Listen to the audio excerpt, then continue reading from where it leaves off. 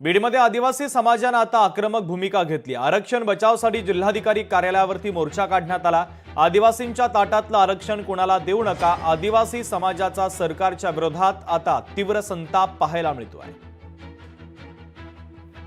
आमचा या ठिकाणी या गेंड्याच्या कातड्याच्या सरकारला एक इशारा आहे, जर आमच्या एससी आणि एसटीच्या आरक्षणाकडे तुम्ही तिरका डोळा जरी केला ना, तरी आम्ही सर्व एससी आणि एसटीचे समाज बांधव एकत्रित होऊन आमचं अस्तित्व आणि आमचं आरक्षण वाचवण्यासाठी आम्ही संसदेत घुसायला सहित भेटणार नाहीत। एक लक्षात घेतलं पाहिजे, गॅजेटवर हा भारत देश चालत नाही, तर डॉक्टर बाबासाहेब आंबेडकरांनी लिहिलेल्या संविधानावर चालतो। म्हणून मी तुम्हाला या माध्यमातून सांगू इच्छितो की आरक्षण हे GR वर नाही, तर डॉक्टर बाबासाहेब आंबेडकर यांनी लिहिलेल्या संविधानावर आहे। म्हणून हे ठणकावून त्यांनी अभ्यास केला पाहिजे आणि अभ्यास करून आरक्षण मागितलं पाहिजे। तर बीडमध्ये आदिवासी समाज बांधव आता आक्रमक झाल्याचं पाहायला मिळतंय। मोर्चा काढण्यात आला।